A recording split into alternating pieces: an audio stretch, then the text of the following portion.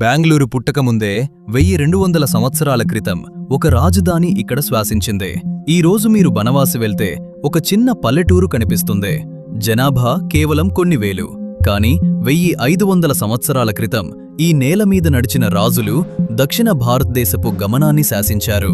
వరద నది 3 వైపులా చుట్టుముట్టిన ఈ నగరం, పశ్చిమ కనుమలు దాని వెన్నుగా నిలిచిన ఈ నగరం, రోమన్ వ్యాపారులు సముద్రాలు దాటి ఇక్కడికి వచ్చారు. చైనా నుండి యాత్రికులు ఈ నగరాన్ని వెతుక్కుంటూ వచ్చారు. సంస్కృత సాహిత్యం ఈ నేలను కీర్తించింది. కానీ ఈరోజు చరిత్ర పుస్తకాల్లో కొన్ని పంక్తులు మాత్రమే, పాఠ్య పుస్తకాల్లో ఒక్క పేరు మాత్రమే. మీకెవరైనా ఇది చెప్పారా? కానీ అసలు ప్రశ్న అది కాదు. ఇంత ప్రభావం చూపిన ఒక రాజధాని నేడు ఎందుకు దాదాపు ఎవరూ గుర్తుపెట్టుకోరు? ఈ నిశ్శబ్దం వెనక ఒక కథ ఉంది, ఒక అవమానం ఉంది, ఒక కోపం ఉంది, మరియు ఆ కోపం నుండి పుట్టిన ఒక సామ్రాజ్యం ఉంది. బనవాసి పూర్తి కథ ఈ రోజు మొదలవుతోంది. సంవత్సరం 345 CE. స్థలం కంచీనగరం, పల్లవ సామ్రాజ్యపు రాజధాని. ఒక యువ విద్యార్థి మయూర శర్మ జ్ఞానం నేర్చుకోవటానికి తన గురువుతో కలిసి కంచికి వచ్చాడు. విద్య అంటే అతనికి జీవితం, జ్ఞానం అంటే అతనికి ఆయుధం. కానీ ఒకరోజు పల్లవరాజ దర్బారులో ఒక అవమానం జరిగింది. తాళగుండ శాసనం చెప్తోంది. ఆ అవమానం అతన్ని లోపల కాల్చివేసింది. అతను ఒక నిర్ణయం తీసుకున్నాడు. పుస్తకాలు పక్కన పెట్టాడు, కత్తి చేతిలోకి తీసుకున్నాడు. అతను అడవిలోకి వెళ్ళాడు. పల్లవ సైన్యాన్ని సవాలు చేశాడు. పల్లవ సేనలు ఒక్కొక్కటిగా వెనక్కి తగ్గాయి. శ్రీశైలం అడవుల వరకు అతని పాలన విస్తరించింది. అప్పుడు పల్లవులు ఒక నిర్ణయం తీసుకున్నారు. యుద్ధం వద్దు, సంధి చేసుకుందాం. పల్లవ సామ్రాజ్యం అతని పాలనను గుర్తించింది. మయూరశర్మ ఇప్పుడు రాజు. రాజధాని బనవాసి. అప్పటి పేరు వైజయంతి. ఒక అవమానం నుండి పుట్టిన సామ్రాజ్యం, దక్షిణ భారతదేశపు తొలి స్వదేశీ రాజవంశం. మీకు శ్రీశైలం తెలుసు, కాని శ్రీశైలం అడవులకు బనవాసికి ఉన్న సంబంధం తెలుసా? తాళగుండ శాసనం స్పష్టంగా చెప్తోంది. మయూరశర్మ శ్రీపర్వత అడవులను స్వాధీనం చేసుకున్నాడు. శ్రీశైలం నుండి పశ్చిమ సముద్రం వరకు అతని పాలన విస్తరించింది. ఆలోచించండి, ఒక్క మనిషి, ఒక్క నిర్ణయం 2 రాష్ట్రాలను కలిపే చరిత్ర. ఈ సంబంధం చరిత్ర పుస్తకాల్లో లేదు, కాని శాసనాల్లో చెక్కబడి ఉంది. రాయి మాట్లాడుతుంది, చరిత్ర వింటుందా? బనవాసి కేవలం కర్ణాటక చరిత్ర కాదు, ఇది మన ఉమ్మడి చరిత్ర. 2000 సంవత్సరాల క్రితం రోమన్ సామ్రాజ్యం ప్రపంచాన్ని శాసిస్తున్న కాలం. ఆ రోమన్ వ్యాపారులు సముద్రాలు దాటారు, భారతదేశం వైపు వచ్చారు. వారు ఏమి వెతుకుతున్నారు? సుగంధ ద్రవ్యాలు, వస్త్రాలు, విలువైన రాళ్లు. బనవాసి తవ్వకాల్లో రోమన్ నాణేల అచ్చు లభించింది. టిబేరియస్, అగస్టస్ రోమన్ చక్రవర్తుల నాణేల అచ్చు బనవాసిలో. రోమ్ నుండి బనవాసి వరకు సముద్రం అడ్డుకాలేదు. ఆ కాలంలో బనవాసి ఎంత శక్తివంతంగా ఉండేదంటే, ప్రపంచంలోనే అత్యంత శక్తివంతమైన సామ్రాజ్యపు వ్యాపారులు ఇక్కడికి వచ్చేవారు. సంవత్సరం 630 CE. ఒక చైనా యాత్రికుడు భారతదేశంలో ప్రయాణిస్తున్నాడు. అతని పేరు హుయాన్ జాంగ్. జ్ఞానం కోసం భారతదేశపు ప్రతి మూలా తిరిగాడు. అతను బనవాసికి వచ్చాడు. అతను చూసింది చరిత్రలో నమోదైంది. అతని రికార్డుల ప్రకారం బనవాసిలో 100 బౌద్ధ మఠాలు ఉండేవి. హీనయాన, మహాయాన 2 సంప్రదాయాలు ఇక్కడ కలిసి జీవించాయి. 10,000 మంది సన్యాసులు ఈ ఒక్క నగరంలో. ఈ రోజు ఆ మఠాలు లేవు, ఆ సన్యాసులు లేరు. కాని ఆ చైనా యాత్రికుడు రాసిన మాటలు మిగిలాయి. 10,000 మంది సన్యాసులు శ్వాసించిన నేల నేడు నిశ్శబ్దంగా ఉంది. బనవాసిలో నేటికీ నిలిచి ఉన్న ఒకే ఒక సాక్షి, మధుకేశ్వర ఆలయం. తేనె రంగు శివలింగం. మధు అంటే తేనె, అందుకే మధుకేశ్వరుడు. ఏఎస్ఐ చెప్తోంది. ఈ ఆలయం కదంబులు నిర్మించారు. తరువాత కళ్యాణి చాళుక్యులు విస్తరించారు, హొయసరులు అలంకరించారు. ఒక్క ఆలయంలో 3 సామ్రాజ్యాల శైలులు. ఇది నిర్మాణం కాదు, ఇది చరిత్ర.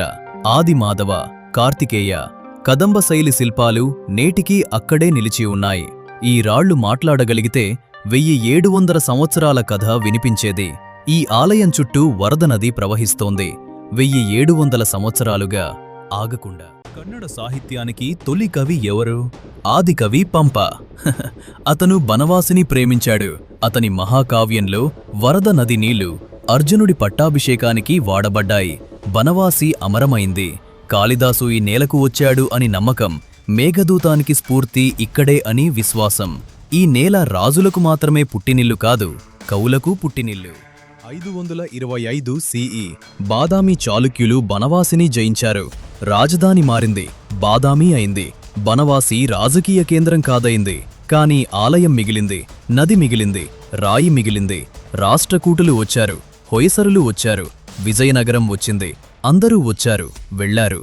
బనవాసి మిగిలింది. గుర్తుందా? ఈ వీడియో ప్రారంభంలో మనమొక ప్రశ్న అడిగాం. ఇంత ప్రభావం చూపిన రాజధాని ఎందుకు మర్చిపోయబడింది? బహుశా సమాధానం సులభమే. చరిత్ర ఎక్కువగా గెలిచిన వారి కథను గుర్తుంచుకుంటుంది, కాని మొదలుపెట్టిన వారి కథను కాదు. కాని నిజం మర్చిపోదు, రాయి మర్చిపోదు, నది మర్చిపోదు. 1700 సంవత్సరాల క్రితం ఒక స్వదేశీ రాజు లేచాడు. విదేశీ శక్తిని వెనక్కి నెట్టాడు. తొలిసారిగా కన్నడ భాష రాజభాష అయింది. ఇక్కడ బనవాసిలో రోమన్లు వచ్చారు, చైనా వచ్చింది. కాళిదాసు కీర్తించాడు, పంప అమరం చేశాడు, టోలమీ పటంలో గుర్తించాడు. ఇది మన పూర్వీకుల నగరం, ఇది మన చరిత్ర, ఇది మన గర్వం. బనవాసి నేడు నిశ్శబ్దంగా ఉంది. కాని ఆ నిశ్శబ్దం వెనక 1700 సంవత్సరాల గర్జన ఉంది. మీకు బనవాసి తెలుసా అని మీ తల్లిదండ్రులను అడగండి. భూమి రహస్యాలు ఇంకా మిగిలే ఉన్నాయి. మయూరశర్మ సామ్రాజ్యం స్థాపించాడు. కాని కదంబుల నిజమైన శక్తి ఒక తరువాతి రాజు చేతుల్లో పెరిగింది. అతని పేరు కకుస్తవర్మ. ఈ పేరు మీకు తెలుసా?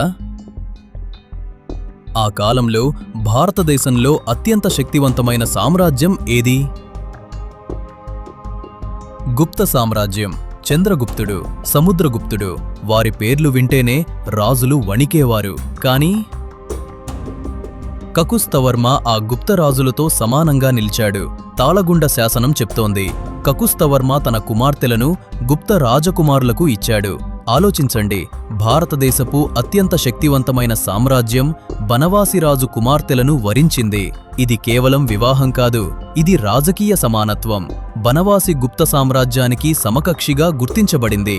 ఉత్తర భారతదేశం బనవాసిని చూసింది, గౌరవంగా చూసింది. వాకాటక సామ్రాజ్యంతో కూడా వివాహ సంబంధాలు. కదంబులు ఒంటరిగా లేరు, వారు ప్రపంచంతో మాట్లాడారు. కాని ఈ సువర్ణయుగం పాఠ్యపుస్తకాల్లో లేదు. మీకు తెలియదు ఎందుకు? ఎందుకంటే బనవాసి గెలిచింది, కాని చరిత్ర రాసిన వారికి అది కనిపించలేదు. కాని తాళగుండరాయి మాట్లాడుతోంది. 1500 సంవత్సరాలుగా ఆగకుండా. ఒక నాణెం, చిన్న రాగి నాణెం, కాని దాని విలువ వేల కోట్ల రూపాయలు కాదు. ఒక భాష, చరిత్ర. బనవాసి తవ్వకాల్లో ఒక నాణెం యనెన్ లభించింది. పురావస్తు శాఖ దాన్ని పరీక్షించింది. ఆ నాణెం మీద కన్నడ లిపిలో అక్షరాలు చెక్కబడి ఉన్నాయి. పురావస్తు శాఖ ప్రకటించింది, ఇది 5వ శతాబ్దానికి చెందినది. బనవాసిలో నాణేల తయారీ కర్మాగారం ఉండేది. ఆలోచించండి, 5వ శతాబ్దంలో కన్నడ లిపిలో నాణేలు తయారు చేసిన నగరం. ఇది బనవాసి. కన్నడ భాష అధికారిక హోదా పొందింది. ఒక నాణెం దాన్ని నిరూపించింది. ఇక్కడ బనవాసిలో ఒక నాణెం, ఒక భాష, ఒక నాగరికత, అన్నీ బనవాసిలో పుట్టాయి. ఆ నాణెం ఎక్కడ ఉంది నేడు? మ్యూజియంలో. కాని దాని కథ మీ గుండెల్లో ఉండాలి. ఒక చిన్న నాణెం 1000 సంవత్సరాల తర్వాత కూడా నిజం చెప్తోంది. ఇన్ని కథలు విన్నారు. ఇప్పుడు ఒక్క ప్రశ్న, మీరు బనవాసి వెళ్లారా? వరద నది పక్కన నిలబడండి. పశ్చిమ కనుమల గాలి తగులుతుంది. అప్పుడు అర్థమవుతుంది మయూరశర్మ ఈ నేలను ఎందుకు ఎంచుకున్నాడో. మధుకేశ్వర ఆలయంలో అడుగు పెట్టండి. ఆ రాళ్ళు చల్లగా తగులుతాయి. 1700 సంవత్సరాల చల్లదనం. ఆ తేనెరంగు శివలింగాన్ని చూడండి, అది కదంబుల కాలం నాటిది. అది మన పూర్వీకుల స్పర్శ. పంపావన తోటలో కూర్చోండి.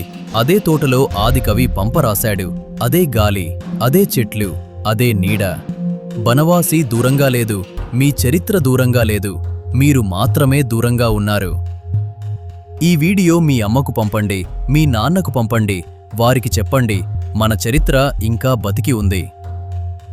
బనవాసి వెళ్ళినవారు కామెంట్లో చెప్పండి, వెళ్లాలని ఉన్నవారు కూడా చెప్పండి. 1700 సంవత్సరాల నిశ్శబ్దం చాలింది. బనవాసి మాట్లాడాలి మన ద్వారా. భూమి రహస్యాలు ఇంకా మిగిలే ఉన్నాయి.